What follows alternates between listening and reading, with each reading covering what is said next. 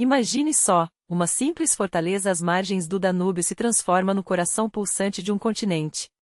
Uma única família domina um império tão vasto que, como diziam, o sol jamais se punha sobre suas terras.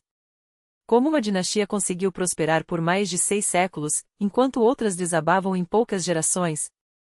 E como, apesar de todo esse poder, essa mesma família desapareceu nas cinzas da Primeira Guerra Mundial, deixando um legado que ainda molda nosso mundo hoje? A saga dos Habsburgo não é apenas a história de uma família real ou de um império. É a narrativa do nascimento da Europa moderna, da diplomacia internacional e de uma teia de alianças matrimoniais tão intrincada que transformou o continente mais do que qualquer exército. É também a história de Viena, que se tornou o epicentro cultural da Europa, onde música, arquitetura e pensamento atingiram seu ápice. Antes dos Habsburgo, a Europa era um mosaico de reinos feudais, cidades-estado e principados eclesiásticos.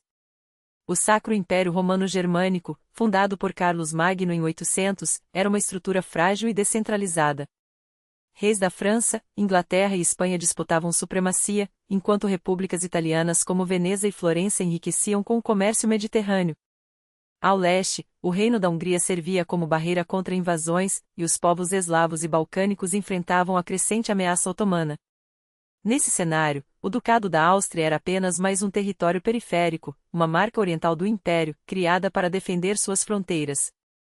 Porém, foi desse pequeno domínio que surgiria uma das maiores dinastias europeias. Para entender essa ascensão extraordinária, precisamos voltar às origens humildes dos Habsburgo, nas brumosas colinas da atual Suíça. No século X, sobre o morro íngreme às margens do rio Aare, erguia-se um castelo de pedra chamado Habsburg, ou Castelo do Falcão. Foi desse forte que a família tirou seu nome. Os primeiros Habsburgo eram simples condes locais, nobres de pouca expressão na complexa hierarquia do Sacro Império. Seus domínios resumiam-se a alguns vales e aldeias. Nada indicava o futuro grandioso que os aguardava. A névoa matinal muitas vezes envolvia o castelo, criando uma aura de mistério em torno daqueles que um dia governariam a Europa. O vento uivava entre as amuras de pedra, como se sussurrasse as ambições que ainda estavam por vir. Nas salas frias e de paredes grossas, os primeiros condes já traçavam sua estratégia, a aquisição metódica de terras e títulos por meio de casamentos vantajosos. Rudolf de Habsburgo, nascido em 1218, foi o verdadeiro arquiteto da fortuna familiar. Diferente de muitos contemporâneos, não confiava apenas na força militar. Alto, magro, com um nariz aquilino que se tornaria uma marca da dinastia, Rudolf era conhecido por sua piedade e pragmatismo. Conta-se que, certa vez, ao cruzar uma zona rural, encontrou um sacerdote carregando a hoxa para um moribundo. Vendo o religioso lutar contra a lama do caminho, Rudolf desceu do cavalo e ofereceu-o ao padre, seguindo a pé pelo atoleiro. Esse gesto de devoção impressionou profundamente os príncipes eleitores do Sacro Império, que buscavam um novo imperador após um período de grande instabilidade, conhecido como o Grande Interregno. Em 1273, contra todas as expectativas, Rudolf foi eleito rei dos romanos, título preliminar ao imperial. Esse foi o marco inicial da ascensão meteórica dos Habsburgo. A partir de então, Rudolf dedicou-se a garantir territórios hereditários para sua família. Enfrentou e derrotou seu rival Otakar II da Boêmia, conquistando a Áustria, Estíria, Caríntia e Carniola, terras que se tornariam um núcleo do poder habsbúrgico por séculos. A Batalha de Marchelde, em 1278, onde Rudolf triunfou sobre Otakar, foi decisiva. As crônicas descrevem os estandartes dos Habsburgo tremulando orgulhosos na brisa de verão, enquanto a poeira levantada pelos cavalos criava um halo sobre os combatentes. O choque das armaduras e o estrondo das espadas ecoavam pela planície, misturados aos gritos dos homens e aos relinchos dos corcéis. Quando Otakar caiu, transpassado pelas lanças dos cavaleiros inimigos, o destino da Europa Central estava selado. Os Habsburgo haviam lançado a primeira pedra de seu império. Rudolf nunca foi coroado imperador, mas consolidou sua família na Áustria, transferindo o centro de poder dos Habsburgo dos montes suíços para as margens do Danúbio. Viena, então uma importante cidade provincial, gradualmente se transformaria na capital imperial. Os primeiros Habsburgo na Áustria enfrentaram inúmeros desafios. Seu poder ainda não estava consolidado, e era preciso lutar constantemente contra outras famílias nobres para manter influência no Sacro Império. A sucessão imperial não era hereditária, mas eletiva, e os Habsburgo às vezes tinham de ceder espaço a outras dinastias, como os Luxemburgo ou os Wittelsbachas. Esse período de consolidação foi marcado por avanços e reveses. Alberto I, filho de Rudolf, foi assassinado em 1308 por seu próprio sobrinho. Frederico, o Belo, falhou em sua tentativa de conquistar o trono imperial. No entanto, apesar dessas derrotas, a família persistia em sua estratégia de expansão territorial por meio de casamentos. Nos salões dos castelos habsbúrgicos, ecoavam discussões diplomáticas, negociações de contratos matrimoniais e planejamentos dinásticos. Retratos de princesas em potencial circulavam entre as cortes, acompanhados de detalhadas descrições de seus dotes, conexões familiares e qualidades pessoais. Cada aliança era calculada para trazer novas terras, novos títulos ou novos aliados estratégicos. Essa abordagem foi resumida na famosa máxima atribuída mais tarde ao imperador Maximiliano I, Bella Gerali, tu Felix Austria nubi, que os outros façam guerra, tu, feliz Áustria, casa-te. Essa estratégia matrimonial atingiria seu auge com dois casamentos que mudariam o rumo da Europa, o de Maximiliano I com Maria da Borgonha e o de seu filho, Filipe, o Belo, com Joana de Castela. Mas antes desse momento decisivo, outro Habsburgo desempenharia um papel crucial na consolidação da dinastia. Frederico III, eleito imperador em 1440, governou por 53 anos, o reinado mais longo entre todos os imperadores do Sacro Império. Homem paciente e obstinado, seu lema é Io permanece um enigma, embora muitos o interpretem como Austriae est imperare orbe universo, a Áustria cabe governar todo o universo. Seu reinado não foi marcado por glórias militares. Ele enfrentou revoltas dentro da própria Áustria, foi sitiado em seu palácio vienense e testemunhou o avanço ameaçador dos otomanos rumo às suas fronteiras. Mas foi justamente essa teimosia estratégica, esse olhar fixo no horizonte distante, que permitiu aos Habsburgos sobreviverem às tempestades. Frederico não era um guerreiro, mas um arquiteto de alianças, e sua obra-prima foi garantir do Papa o reconhecimento oficial do título de Erzherzog, arquiduque da Áustria. Um gesto simbólico que levou o prestígio de sua dinastia a alturas inéditas. Porém, seu golpe mais audacioso ainda estava por vir, o casamento de seu filho, Maximiliano, com a herdeira mais cobiçada da Europa. Maria da Borgonha, única filha de Carlos, o Temerário, Duque da Borgonha, era a chave para um império oculto sob sedas e ouro. Seu pai dominava territórios que se estendiam dos atuais Países Baixos até a fronteira suíça, uma tapeçaria de cidades prósperas como Bruges e Antuérpia, joias comerciais onde o dinheiro fluía como os canais que cortavam suas ruas. Quando Carlos caiu em batalha, em 1477, durante o cerco a Nancy, Maria tornou-se, aos 20 anos, a mulher mais desejada do continente. Luís XI, o astuto rei da França, não perdeu tempo. Moveu suas peças para confiscar sua herança e casar seu filho com a jovem viúva. Mas Maria, com uma determinação que herdara do pai, virou-se para Frederico III e seu filho Maximiliano. O casamento foi selado em semanas.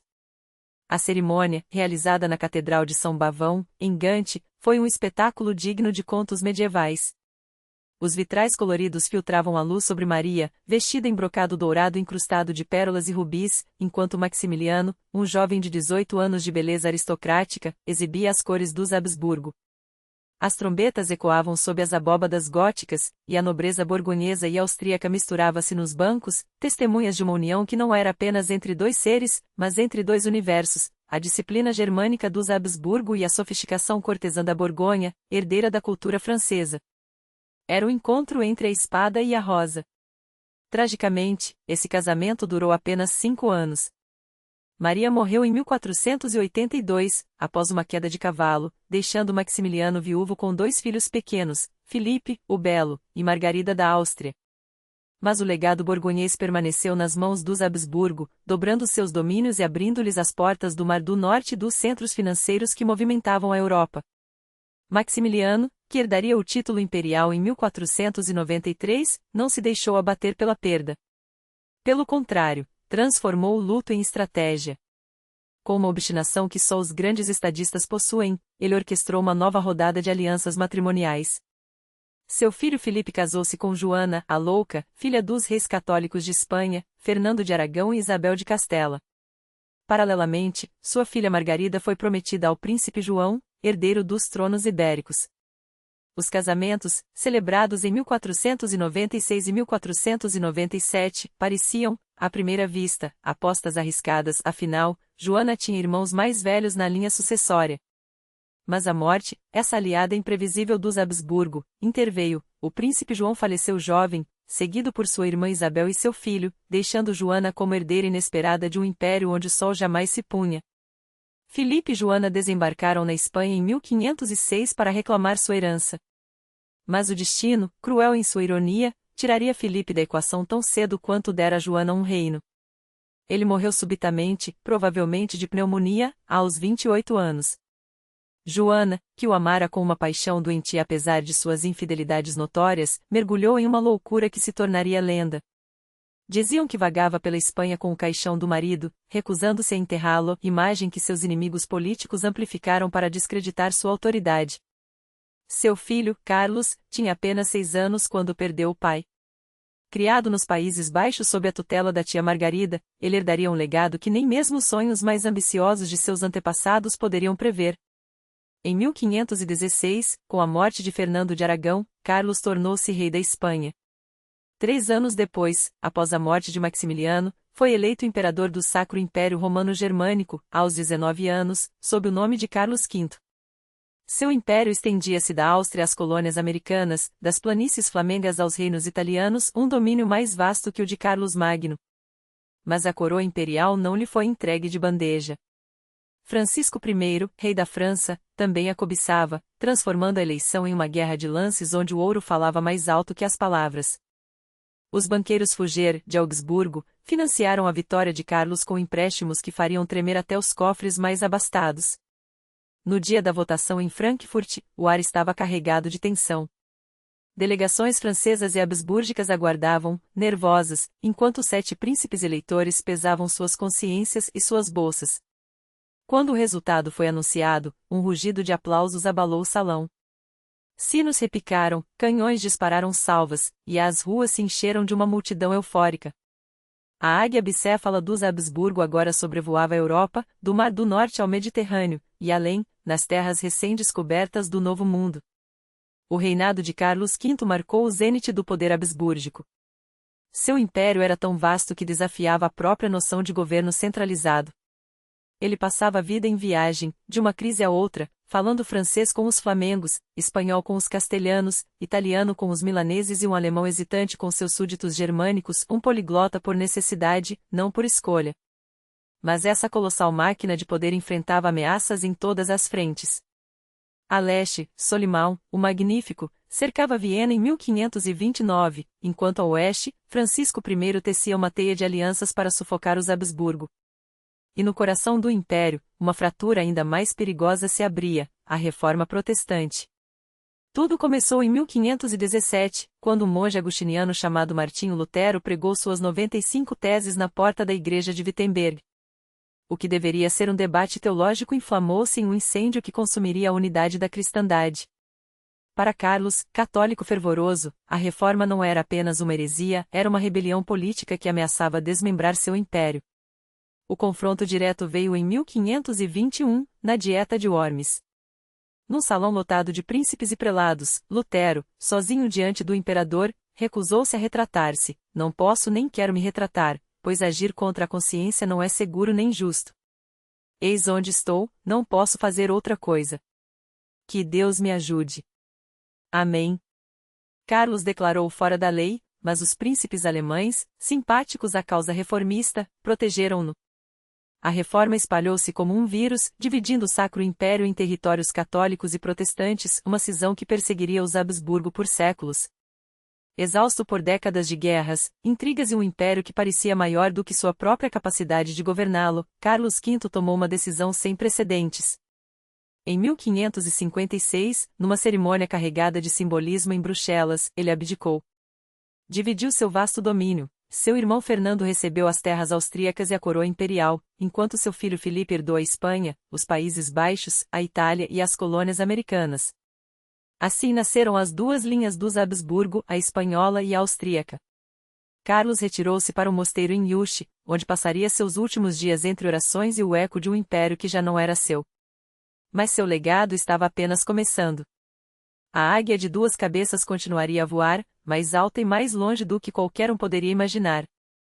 Em Yuxi, na áridas terras da Extremadura espanhola, Carlos V passou seus últimos dias cercado por relógios que marcavam o tempo que lhe restava e por livros de piedade que já não conseguiam aplacar sua consciência. A lenda conta que ele assistiu a seu próprio funeral, deitado no caixão enquanto os monges entoavam os cânticos fúnebres, um último ato de soberania sobre um corpo que já não respondia aos desígnios de um império. 2 anos depois de abdicar, em 1558, o homem que um dia governou um território onde o sol nunca se punha fechou os olhos para sempre. Mas sua morte não foi um fim, e sim o prelúdio de uma nova era para os Habsburgo. As duas linhas da dinastia, embora separadas, teceram entre si uma rede de alianças tão intrincada quanto os bordados de seus trajes cerimoniais. Casamentos cruzados fortaleceram seu poder, mas também semearam as sementes de uma maldição genética que, com o tempo, distorceria rostos e mentes. A linha espanhola, sob Filipe II, herdou não apenas as riquezas das Américas, um rio de prata e ouro que inundava Madrid, mas também o fardo de sustentar um império tão vasto que qualquer tropeço se tornava um abismo. E tropeços não faltaram. A invencível armada, o orgulho de Espanha, foi reduzida a destroços pelas tempestades e pela astúcia inglesa em 1588, um golpe que abalou, mas não quebrou, a hegemonia ibérica. Filipe, ao contrário de seu pai, não era um homem de batalhas ou viagens. Era um monarca de gabinetes escuros, um rei papelero que governava através de decretos meticulosos, anotados à mão com uma caligrafia precisa e implacável. Seu reino era o Escorial, fortaleza de granito cinzento erguida como um manifesto de austeridade e poder, inspirada na grelha que queimou São Lourenço, um palácio, um mosteiro, um mausoléu, tudo em um só lugar, onde os corredores ecoavam mais com preces do que com risos.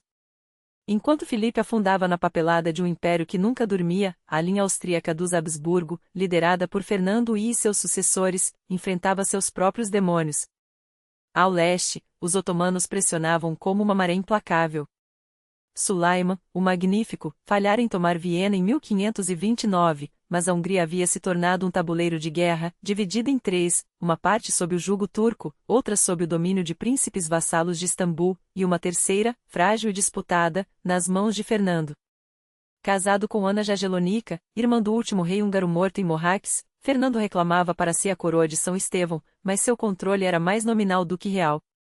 As fronteiras da Áustria transformaram-se em uma cicatriz aberta, onde aldeias eram saqueadas, campos queimados, e camponeses aprendiam a empunhar armas tão bem quanto arados. Ali nasceu uma cultura de resistência, uma sociedade militarizada onde cada homem era soldado, cada mulher uma guardiã de memórias de um passado que já não existia. Mas o verdadeiro teste de Fernando não vinha apenas dos turcos. A reforma protestante, que seu irmão Carlos tentará esmagar com fogo e espada, havia enraizado-se profundamente na Alemanha.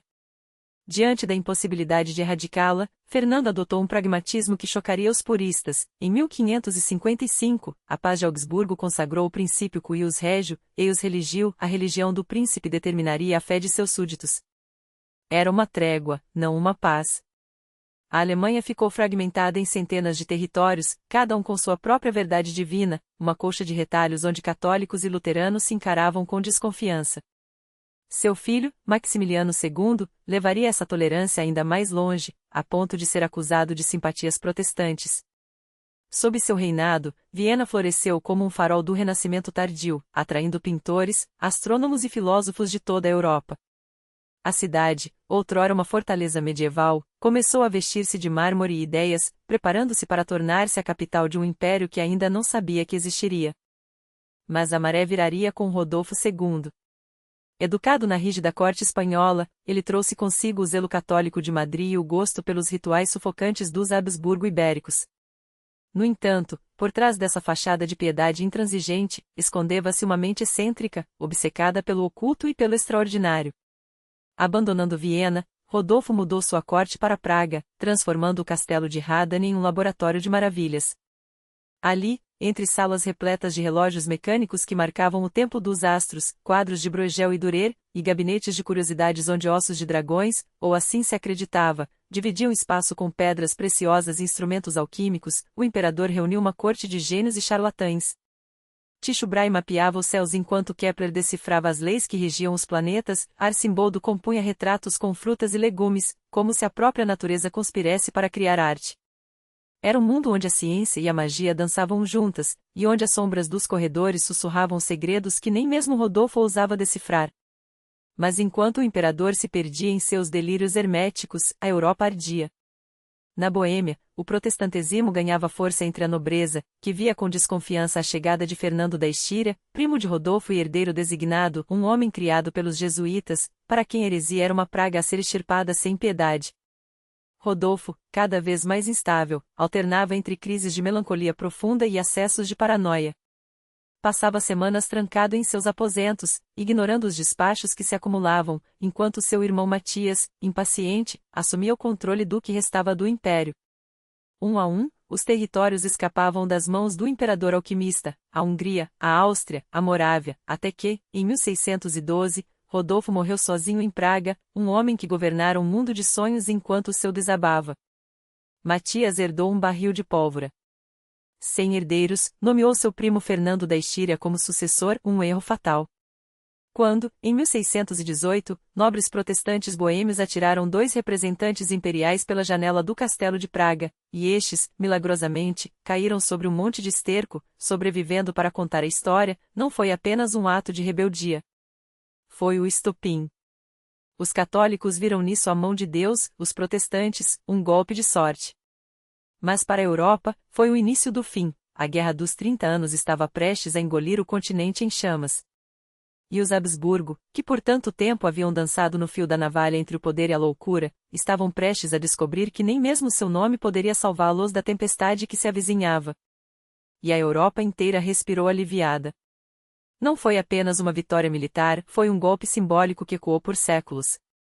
A meia-lua islâmica, que por tanto tempo havia avançado como uma sombra sobre o continente, recuou pela primeira vez em gerações. Para os Habsburgo, aquele 12 de setembro de 1683 não marcou apenas a salvação de Viena, foi o nascimento de um novo império. Leopoldo I, o homem de lábio protuberante e olhares desconfiados, herança macabra de casamentos consanguíneos, soube transformar aquele triunfo em capital político. Os turcos, humilhados, recuaram para além do Danúbio, deixando para trás não só cadáveres, mas também o mito de sua invencibilidade. E os Habsburgo, que há décadas jogavam um jogo perigoso entre a defesa da cristandade e suas próprias ambições dinásticas, viram-se de repente donos de um trunfo inegociável, o título de salvadores da Europa. Mas Leopoldo não era tolo. Sabia que a glória efêmera não alimentava exércitos nem reconstruía cidades. Enquanto os sinos das igrejas de Viena repicavam em ação de graças, ele já traçava planos. Os territórios húngaros, há tanto tempo disputados entre cristãos e otomanos, agora estavam ao alcance. Não por acaso, nos anos seguintes, as tropas imperiais avançaram metodicamente. Buda caiu em 1686, Belgrado em 1688. A cada vitória, o mapa da Hungria era redesenhado com as cores dos Habsburgo. Mas a expansão tinha um preço. A nobreza húngara, embora grata por ver os turcos expulsos, não estava disposta a trocar um senhor muçulmano por outro católico. Rebeliões fermentavam, e Leopoldo, sempre pragmático, alternava entre a espada e a diplomacia, concedia privilégios quando necessário, esmagava revoltas quando possível. O resultado? Um império mais vasto, mas também mais fraturado, um mosaico de povos, línguas e lealdades duvidosas, unidos apenas pelo medo comum do inimigo turco e pela força bruta de Viena. Enquanto isso, a corte imperial florescia como nunca. Viena, outrora uma cidade provincial ameaçada por cerco, transformava-se na capital barroca que ainda hoje deslumbramos. Palácios suntuosos erguiam-se como declarações de poder, o Hofburg expandia-se, a Karlskirche prometia glorificar o nome do imperador, e os jardins de Schönbrunn, ainda modestos na época, já anunciavam a grandiosidade que viria. Leopoldo, o músico frustrado, enchia os salões com óperas italianas e concertos, enquanto sua esposa, a imperatriz Eleonor, uma princesa do Palatinado convertida ao catolicismo por conveniência, organizava bailes que duravam até o amanhecer. Era um espetáculo de opulência calculada, destinado a impressionar embaixadores e abafar os rumores de que o tesouro imperial estava vazio. Porque a verdade, é claro, era menos gloriosa. As guerras custavam caro, muito caro. Os cofres dos Habsburgo, já esgotados pela Guerra dos 30 Anos, sangravam com cada campanha contra os turcos.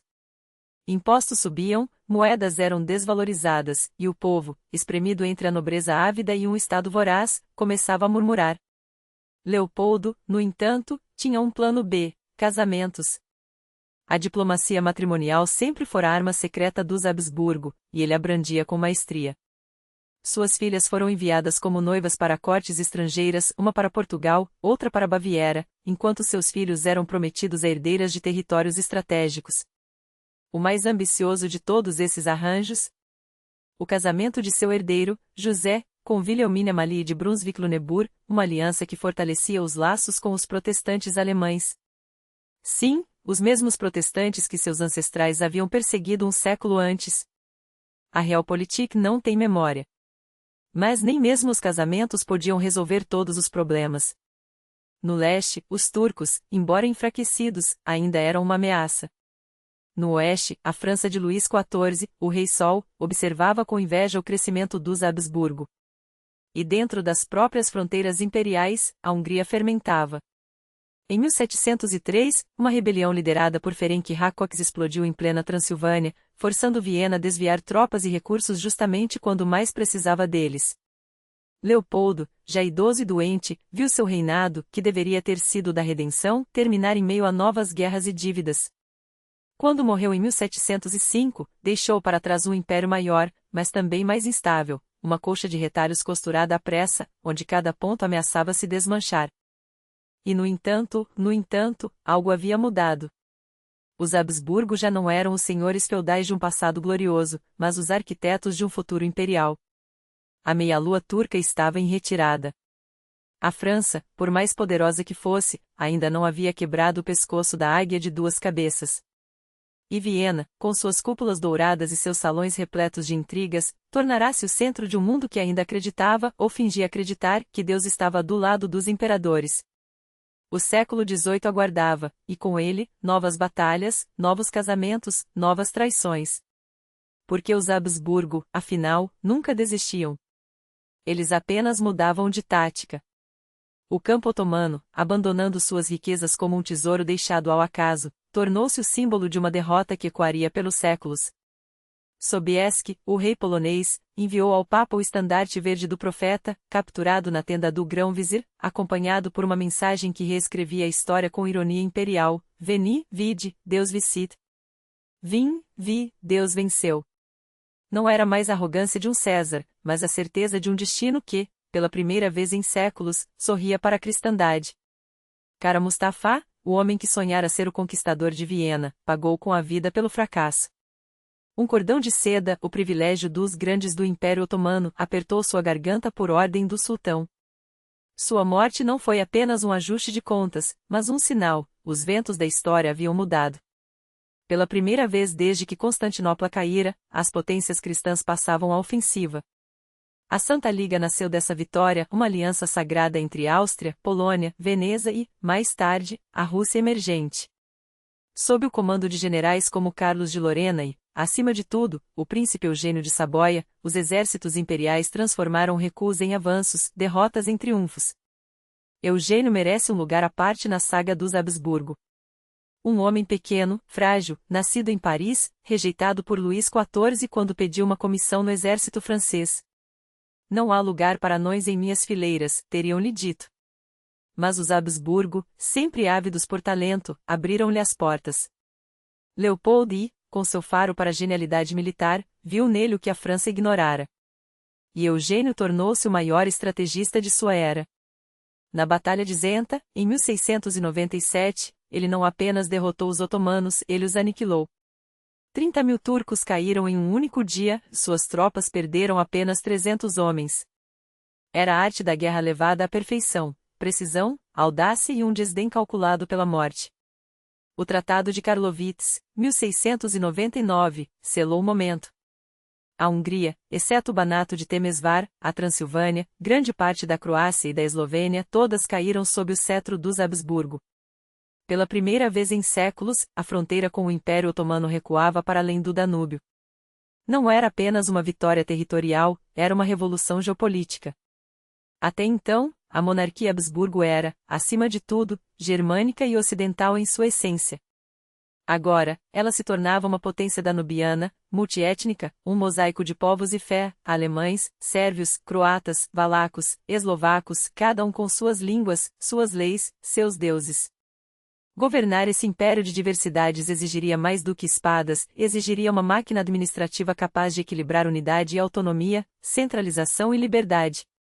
Os Habsburgo, mestres da adaptação, começaram a tecer uma rede de burocracia, concessões e casamentos que mantivesse tudo unido ou, pelo menos, sob controle. Enquanto Viena celebrava sua ascensão no leste, Madrid afundava em sua própria agonia. Carlos II, o último Habsburgo da Espanha, era um fantasma em forma de homem. Retratos seus mostram um rosto pálido, queixo proeminente, olhos tristes afundados em uma máscara de melancolia, como se ele já soubesse que seu corpo carcomido pelos séculos de consanguinidade carregava o epílogo de uma dinastia. Incapaz de gerar herdeiros, fraco de corpo e espírito, ele ainda assim guardava uma centelha de humanidade. Durante a Grande Fome de 1693, conta-se que ordenou distribuir suas próprias refeições aos famintos de Madrid. Mas nem a piedade poderia salvar a Espanha do abismo que se abria. A questão da sucessão tornou-se um jogo mortal entre as cortes europeias. França, Áustria, Inglaterra, as Províncias Unidas todas manobravam, intrigavam, forjavam tratados secretos para evitar que o vasto Império Espanhol caísse nas mãos de um único herdeiro. Propostas de divisão foram feitas e descartadas. No fim, sob a influência de conselheiros pró-franceses, Carlos II, em seu leito de morte, nomeou Filipe de Anjou, neto de Luís XIV, como seu sucessor universal. Quando Carlos morreu em 1700, o imperador Leopoldo I recusou-se a aceitar o testamento. Para ele, o direito dos Habsburgos sobre a Espanha era inegociável, e seu filho mais novo, o arquiduque Carlos, seria o legítimo herdeiro. Assim começou a Guerra da Sucessão Espanhola, 13 anos de sangue derramado da Flandres à Itália, da Alemanha à Península Ibérica, estendendo-se até as colônias americanas. Eugênio de Saboia, agora aliado ao Duque de Marlborough, o gênio militar inglês, desferiu golpes magistrais contra as forças franco-espanholas, Blenheim, Ramillies, Oudenarde, Malplaquet, batalhas que entraram para a lenda. Mas a guerra arrastava-se, e as alianças, como areia entre os dedos, escapavam. Em 1711, a morte do imperador José I, irmão mais velho do arquiduque Carlos, mudou tudo. Carlos tornou-se imperador Carlos VI e, de repente, a perspectiva de unir as coroas da Áustria e da Espanha sob um único cetro assustou até seus aliados. Inglaterra e as Províncias Unidas, temendo um império demasiado poderoso, viraram as costas aos Habsburgo. Os Tratados de Utrecht, 1713, e Rastatt, 1714, puseram fim ao conflito. Filipe V manteve a Espanha e suas colônias americanas, mas renunciou a qualquer pretensão ao trono francês. Os Habsburgo receberam os Países Baixos espanhóis, a futura Bélgica, Milão, Nápoles e a Sardenha, mais tarde trocada pela Sicília. Era uma compensação substancial, mas muito aquém do que sonharam. Ainda assim, Carlos VI não era homem de lamentar o passado. Ele tinha dois objetivos: consolidar seu império fragmentado e garantir que, desta vez, a dinastia não morresse com ele. Sem herdeiros homens, sua esperança estava em Maria Teresa, sua filha primogênita. Para assegurar seu direito, ele promulgou a Pragmática Sanção, 1713, um documento jurídico que estabelecia a indivisibilidade dos domínios Habsburgo e o direito de sucessão feminina. Passou os anos seguintes em uma diplomacia incansável, obtendo o reconhecimento da sanção por potências europeias e pelos estados de sua própria monarquia. Quando Maria Teresa subiu ao trono em 1740, aos 23 anos, o mundo não demorou a testar sua força. Frederico II da Prússia, o ambicioso rei filósofo, invadiu a Silésia, a joia industrial dos Habsburgo. Baviera, Saxonia, França e Espanha formaram uma coalizão para desmembrar o império. A Guerra da Sucessão Austríaca havia começado. Mas a jovem arquiduquesa não era do tipo que se curvava ao destino.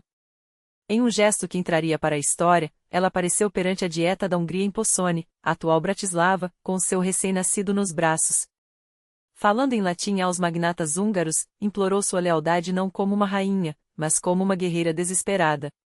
A resposta foi instantânea, as espadas foram desembainhadas, e o grito ecoou pelo salão: Moriamur pro rege nostro Maria Teresia. Morramos por nosso rei Maria Teresa. O termo reia não era um erro, mas uma tradição. a Hungria, terra de homens livres e leis antigas, nunca tivera uma rainha reinante.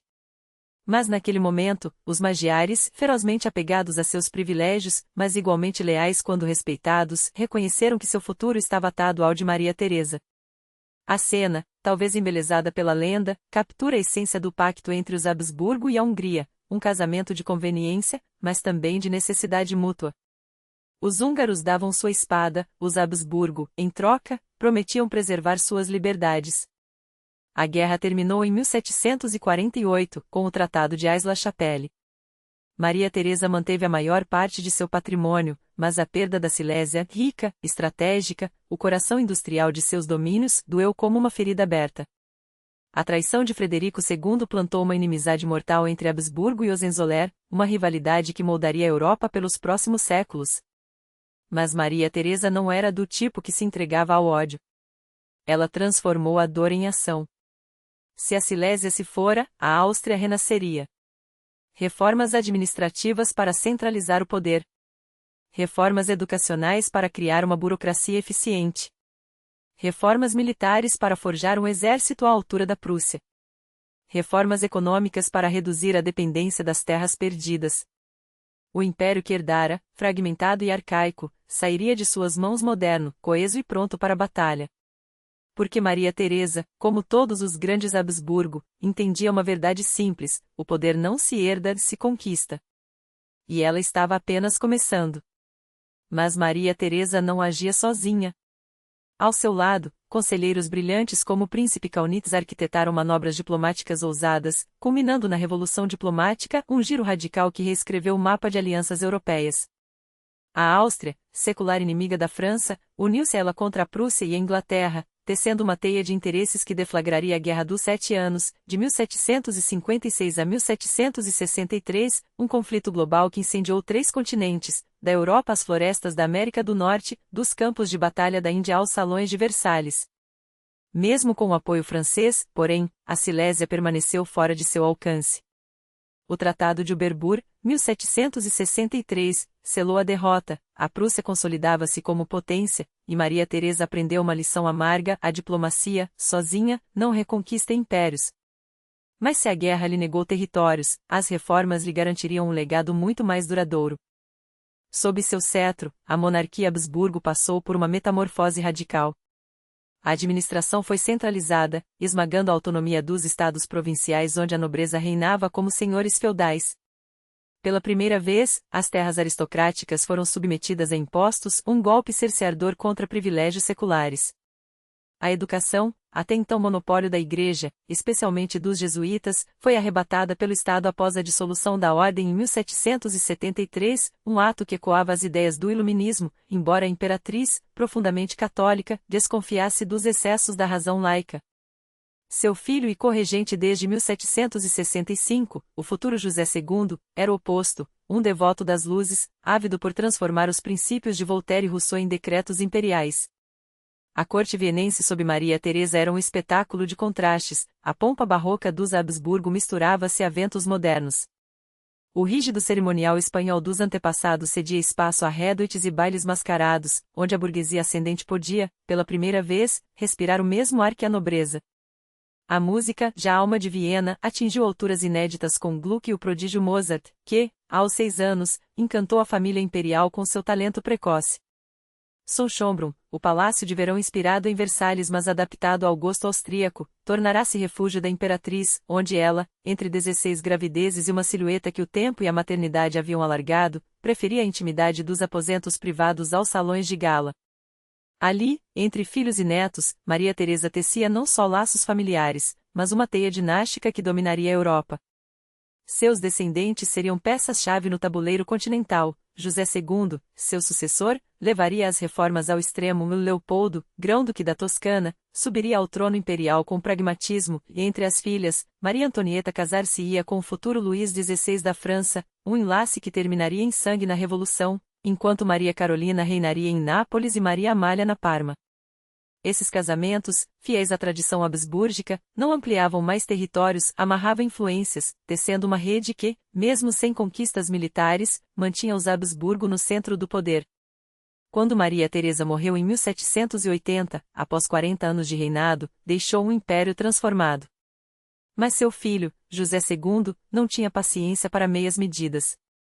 Em 10 anos, emitiu mais de 6.000 decretos, uma avalanche de reformas que sacudiram os alicerces da sociedade.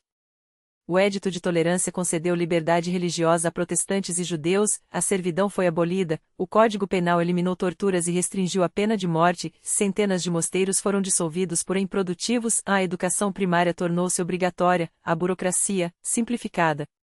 Eram medidas iluminadas, mas impostas de cima para baixo, e a resistência foi feroz.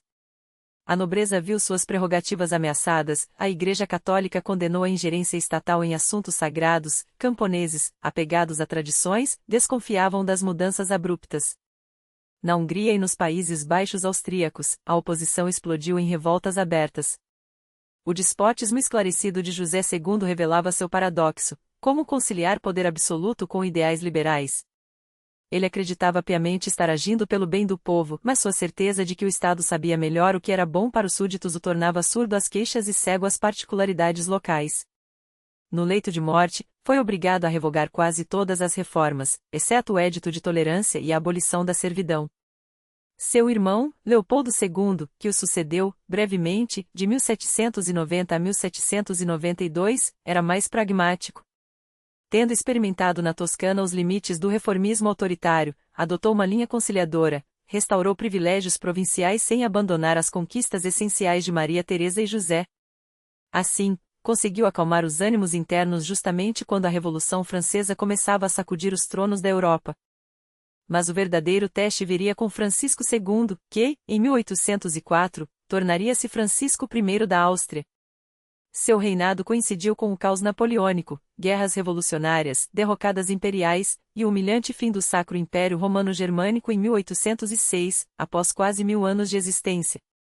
A Áustria perdeu temporariamente territórios italianos e alemães, e até foi forçada a entregar a arquiduquesa Maria Luísa em casamento a Napoleão, um gesto que, ironicamente, selaria o destino do corsário corso. No entanto, sob a direção do ministro Metternich, os Habsburgos sobreviveram à tempestade. O Congresso de Viena, de 1814 a 1815, marcaria seu retorno triunfal, embora tenham abdicado dos Países Baixos e de alguns domínios germânicos distantes, consolidaram o controle sobre a Itália setentrional, Lombardia-Vêneto, e reafirmaram sua hegemonia na Confederação Germânica. A era pós-napoleônica, conhecida como Restauração, transformou a Áustria de Metternich no bastião do conservadorismo europeu. Qualquer sopro liberal ou nacionalista era esmagado, a censura, implacável, a polícia secreta, onipresente. Esse sistema mantinha a ordem na superfície, mas cavava um abismo entre o regime e as aspirações dos povos, especialmente nas regiões não germânicas do Império. Quando Fernando I, de 1835 a 1848, um monarca doente, epiléptico e de capacidade limitada, assumiu o trono, tornou-se marionete de Metternich e de uma corte de conservadores fossilizados. Enquanto isso, as tensões nacionalistas e sociais fermentavam, até explodirem na Primavera dos Povos, 1848. As revoluções sacudiram Viena, Budapeste, Praga, Milão e Veneza. Multidões nas ruas forçaram concessões iniciais, Metternich fugiu, Fernando, incapaz de conter a crise, abdicou em favor de seu sobrinho, Francisco José, então com 18 anos. Após um período de hesitação, o exército, com apoio da Rússia, esmagou os focos rebeldes um a um. Francisco José, que governaria por 68 anos, o reinado mais longo dos Habsburgo, iniciou sua era com sangue e ferro. Os anos seguintes seriam marcados pelo neoabsolutismo, uma tentativa de apagar as chamas da revolução à força. Mas as brasas continuavam a arder sob as cinzas. As concessões liberais de 1848, arrancadas à força das barreiras do antigo regime, revelaram-se efêmeras como o sopro de um vento primaveril diante do inverno restaurador. Mas o destino, irônico e implacável, reservava a Francisco José lições ainda mais duras. As derrotas militares, primeiro na Itália, em 1859, quando as tropas austro-húngaras foram humilhadas por Napoleão III e os piemonteses em Magenta e Solferino, depois, em 1866, quando a Prússia de Bismarck esmagou a Áustria em Königgrätz em apenas 6 semanas, expuseram a fragilidade de um império que ainda sonhava com a glória de outros tempos. Não havia mais espaço para ilusões, ou a monarquia se reformava, ou seria varrida pela história. Assim nasceu, em 1867, o Ausgleich, o Compromisso Austro-Húngaro, um pacto forjado entre a necessidade e o orgulho. Uma dualidade engenhosa, mas perigosa, duas entidades soberanas, a Áustria e a Hungria, unidas apenas pela figura do imperador, Francisco José, agora também rei apostólico da Hungria, por três ministérios comuns, relações exteriores, guerra e finanças, e por uma moeda que circulava entre dois mundos cada vez mais distantes. Os Magyares, liderados por Ferenc Deák e depois por Gyula Andrássy, conquistaram autonomia política e cultural, mas o preço foi alto. Checos, poloneses, rutenos, romenos, croatas, sérvios, eslovenos e italianos, todos os demais povos do império foram deixados à margem, seus anseios por autogoverno ignorados ou reprimidos. A solução de 1867 não era um acordo, mas um armistício, uma trégua entre duas nações dominantes que, ao se satisfazerem, condenavam as outras ao ressentimento. Os últimos decênios do Império Austro-Húngaro foram um espetáculo de contrastes deslumbrantes e contraditórios. Economicamente, foi uma era de ouro, a industrialização avançava a passos largos, ainda que desiguais, a Boêmia e a Baixa Áustria floresciam, enquanto a Galícia e a Dalmácia permaneciam atoladas na pobreza. As cidades transformavam-se em laboratórios da modernidade. Viena, com sua Ringstrasse majestosa, tornava-se a capital cultural da Europa, rivalizando com Paris. Budapeste, cortada pelo Danúbio, erguia-se como uma metrópole de pontes e palácios neogóticos. Praga, com sua alma eslava e seu verniz germânico, brilhava como um farol intelectual. Era o tempo do Wiener Moderne, uma explosão de genialidade que redefiniu a arte, a ciência e o pensamento. Freud desvendava os abismos da psique humana, Mahler e Sonchomber revolucionavam a música com dissonâncias que ecoavam o caos do século, Klein e Cieli pintavam corpos e desejos com uma franqueza que escandalizava a burguesia, Loos erguia edifícios despojados, desafiando o ornamento vazio, Sanitzler e Hofmannsthal dissecavam as hipocrisias da sociedade com uma precisão cirúrgica. Mas enquanto a cultura ascendia a alturas vertiginosas, a política afundava em um pântano de impasses. O sistema eleitoral, manipulado para garantir a hegemonia dos alemães na Cisleitânia e dos Magyares na Transleitânia, era uma farsa democrática. Os parlamentos, o Reichsrat em Viena e a Dieta em Budapeste tornaram-se arenas de obstrução sistemática, onde nacionalistas checos, croatas ou romenos enfrentavam os deputados germanófilos ou húngaros com discursos inflamados e votações paralisadas. Francisco José, envelhecido e cada vez mais isolado no FURG, aferrava-se a uma visão anacrônica de seu papel, o imperador como pai da pátria, acima das disputas partidárias, mas incapaz de compreender que o mundo já não se curvava aos cetros. Sua obstinação em preservar a unidade do império, mesmo à custa de reformas profundas, era, ao mesmo tempo, sua virtude e sua maldição. E então veio a série de golpes que fariam tremer até o mais estoico dos homens. Em 1867, seu irmão Maximiliano, o sonhador que aceitara a coroa do México imposta por Napoleão III, foi fuzilado em Querétaro após uma guerra civil desastrosa, um fim trágico para um príncipe que acreditara poder transplantar os Habsburgo para o Novo Mundo. Em 1889, seu único filho, Rudolf, herdeiro do trono, foi encontrado morto no pavilhão de caça de Mayerling, ao lado de sua amante, a baronesa Maria Wetsera, em circunstâncias que até hoje alimentam teorias de assassinato, suicídio ou complô político. Em 1898, sua esposa, a imperatriz Elizabeth, a lendária Sisi, cujo mito de beleza e rebeldia ainda fascina, foi apunhalada por um anarquista italiano em Genebra, morrendo com as palavras "o que aconteceu comigo" nos lábios. E em 1914, o golpe final, o assassinato de seu sobrinho e herdeiro, Francisco Fernando, em Sarajevo, por Gavrilo Princip, um nacionalista sérvio. Aqueles tiros não mataram apenas um arquiduque, detonaram a Primeira Guerra Mundial e, com ela, o início do fim. A Grande Guerra foi o túmulo da Áustria-Hungria. 4 anos de carnificina ao lado da Alemanha Imperial esgotaram os recursos, a moral e a paciência de um império já combalido. Carlos I, neto de Francisco José, que assumiu o trono em 1916, tentou em vão salvar o que restava, ofereceu reformas tardias, sondou pazes separadas, implorou por clemência. Mas era tarde. Em 4 de novembro de 1918, o armistício foi assinado. Dias depois, Carlos, sem abdicar formalmente com um gesto de orgulho inútil, renunciou a qualquer participação nos assuntos de Estado. Os tratados de Saint-Germain e Trianon selaram a dissolução, a Checoslováquia e a Iugoslávia nasceram das cinzas do Império, a Polônia, a Romênia e a Itália anexaram territórios, a Áustria e Hungria, reduzidas a seus núcleos linguísticos, tornaram-se estados anêmicos, privados de suas indústrias, de seus portos, de seu passado glorioso. Em 1919, a Assembleia Nacional Austríaca votou pela exclusão perpétua dos Habsburgo e pela confiscação de seus bens. Carlos, exilado na Suíça, tentou 2 vezes reconquistar o trono húngaro em 1921, mas foi rejeitado por um povo que já não queria reis. Morreu no ano seguinte, aos 34 anos, em uma ilha perdida no Atlântico, a Madeira, deixando viúva a imperatriz Zita e 8 filhos órfãos de um império. Assim terminou, não com um estrondo, mas com um suspiro, o reinado milenar de uma dinastia que moldara a Europa desde a Idade Média. E no entanto, os Habsburgo não desapareceram por completo. Seus palácios, o Hofburg, Sonnenschönbrunn, a Belvedere, ainda dominam o horizonte de Viena, suas igrejas barrocas, como a Karlskirche, erguem-se como monumentos a um poder que já não existe, mas que se recusa a ser esquecido. Nas ruas de Praga, os traços de Rodolfo II persistem nos relógios astronômicos e nos jardins secretos, e em Budapeste, a Basílica de Santo Estevão e o Castelo de Buda falam de uma Hungria que foi, por séculos, parte de algo maior. Até mesmo nas tradições burocráticas, nos códigos legais e na cultura cafeeira da Europa Central, ecoa o legado de um império que soube, como poucos, conciliar o autoritarismo com um certo pragmatismo multicultural. A história dos Habsburgo é, acima de tudo, um enigma. Como uma dinastia poderia ser, ao mesmo tempo, um anacronismo feudal e um precursor da Europa unida? Como um império que oprimia suas nacionalidades pôde, paradoxalmente, ser um laboratório de convivência entre povos?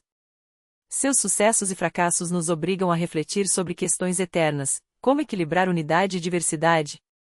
Como transmitir poder sem sufocar a liberdade? E, acima de tudo, como construir algo duradouro em um continente condenado a reinventar-se a cada geração? Talvez por isso a saga dos Habsburgo ainda nos fascine. Não é apenas uma cronologia de coroações e batalhas, mas uma épica humana, feita de ambição e melancolia, de visões grandiosas e erros fatais. É a história de uma Europa que, mesmo hoje, busca respostas para os mesmos dilemas: como ser muito sem se fragmentar? Como honrar o passado sem ser prisioneiro dele? Os Habsburgo nos lembram que até os impérios mais poderosos são mortais. Mas também nos mostram que, quando a política é guiada por uma visão de longo prazo, mesmo que imperfeita, mesmo que contraditória, ela pode deixar marcas que transcendem séculos. Em um mundo obcecado pela instantaneidade, onde o poder se mede em likes e ciclos eleitorais, a longevidade dos Habsburgo parece um milagre ou uma lição. Eles governaram porque souberam, por vezes, adaptar-se, caíram porque, no fim, resistiram demais à mudança. Sua herança não está apenas nos livros de história, mas nas ruínas que ainda nos interpelam. O que resta quando as fronteiras se redesenham, quando as identidades se reinventam, quando o passado insiste em não morrer?